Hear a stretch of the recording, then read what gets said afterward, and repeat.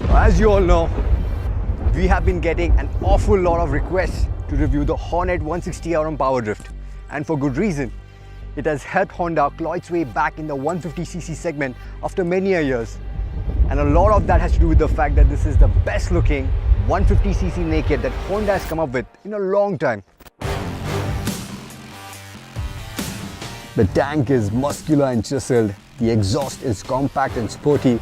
At the back you have a chunky 140 section rear tire, and the beautiful LED tail light is, in my opinion, the best of the lot. And complementing this aggressive design is the motor.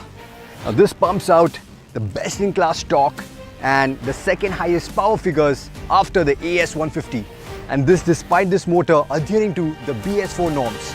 You also get pedal disc front and back. In fact, the 276mm front disc is the biggest in class and the only one to be equipped with a Nissan 3-pot caliper. And this is the only bike in the segment to offer CBS. But for a bike which has so many bragging rights, it doesn't get an engine kill switch, and I have no idea why. Nonetheless, this makes for one hell of a brochure, doesn't it? So let's see how all of this translates to on the road.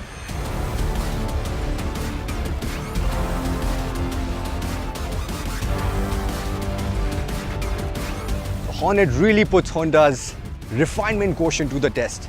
I mean, as far as the transmissions go, this 5-speed transmission is typical Honda. It's smooth, it's precise, it's a delight to work with. The engine though, is something else. That's because Hondas for me have always been about mid-range, about usable power. And that's not the case with the Hornet because it's been geared really tall.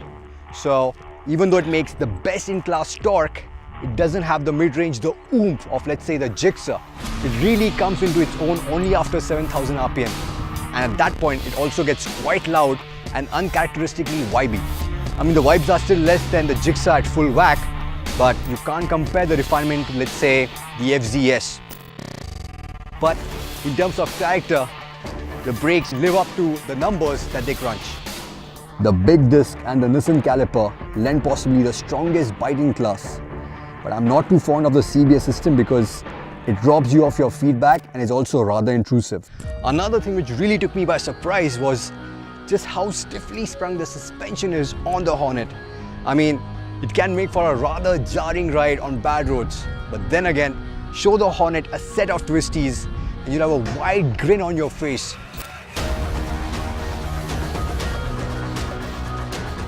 Compounded by these tall and wide handlebars means the Hornet tips into corners really nicely, really easily, and then you have the wide section rear tire which gives you a lot of composure when the bike is leaned over in a corner.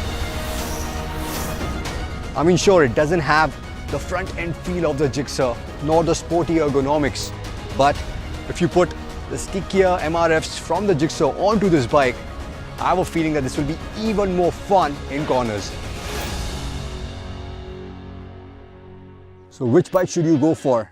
Especially if the top-end Gixxer with the rear disc costs pretty much the same as this bike right here with the CBS, and also share the same fuel economies pretty much.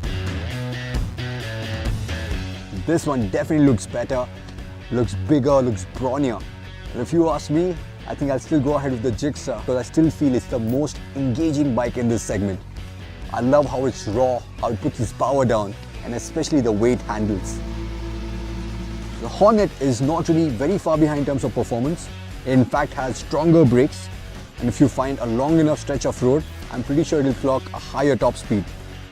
But the power delivery is not as punchy, it's a lot more linear, and the handling, though really good, it's not up to the same level as the Gixxer. I mean, when you ride these two motorcycles back to back, the Hornet almost feels a lot more civilized, a lot more mature, a lot more laid back. Something which a big chunk of this segment's target audience seems to prefer, especially when you look at the sales figures of these two motorcycles in the last 6 months.